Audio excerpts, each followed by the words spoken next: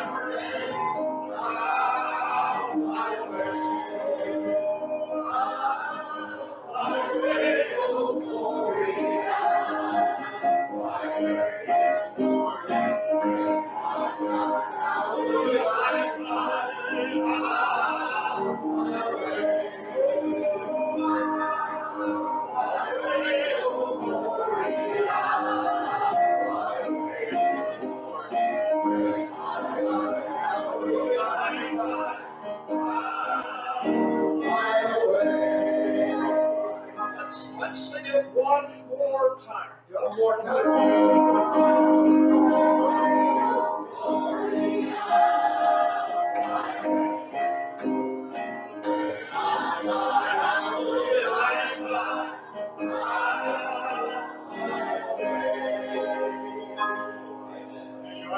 Now sing our next hymn, softly and tenderly.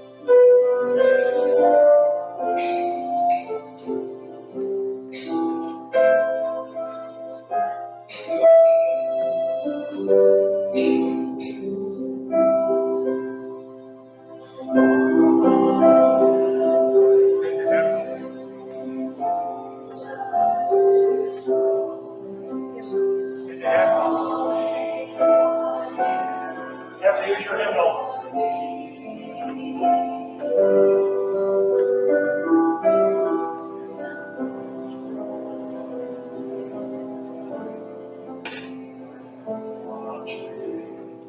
Watching for you and for me.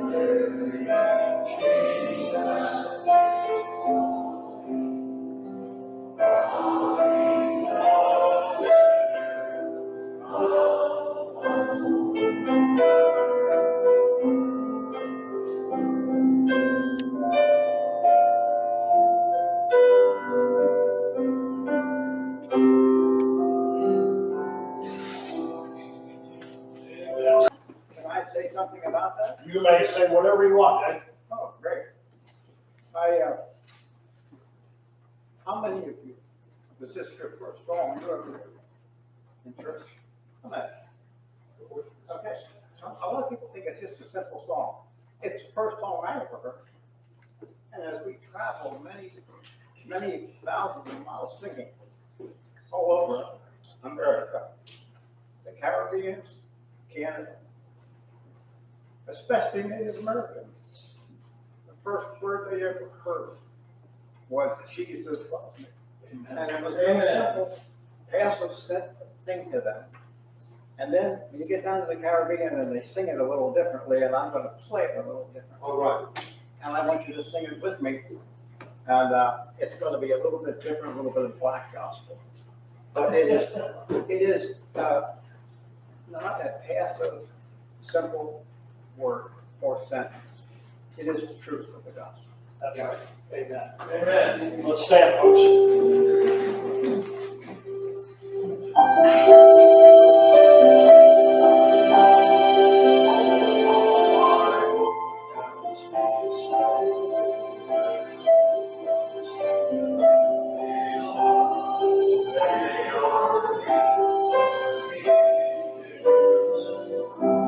Here's where it gets different.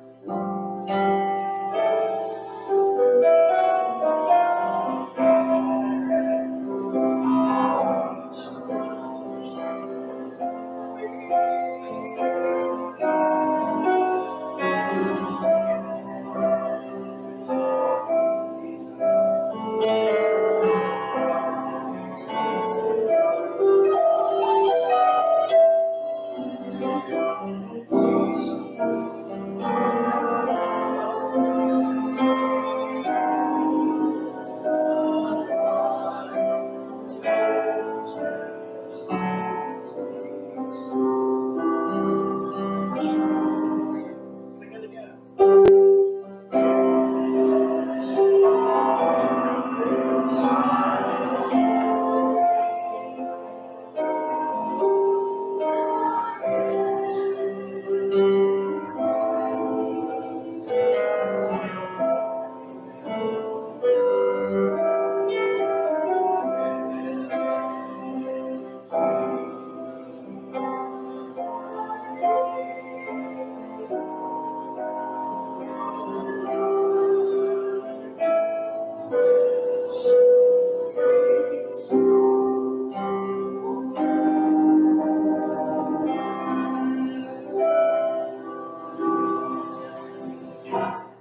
Yeah. Amen. Thank you so much. Now, there are extra elements of the communion that have been blessed. If there are those who are not here today that you know would benefit from the sacrament, please feel free to take them with you after our service. And once again, will you join me in expressing your appreciation to Doug?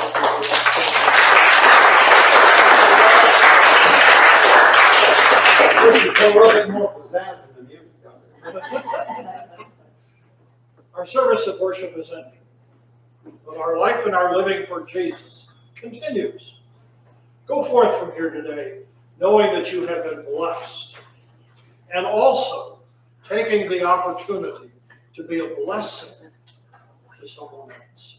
Amen? Amen. Go in peace. Thank you, Doug. Express your appreciation and greeting as you leave from the service today.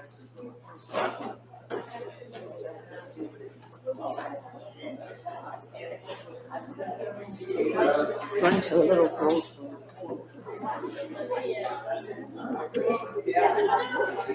Hey, okay. Let's see, you got it. You just need to go.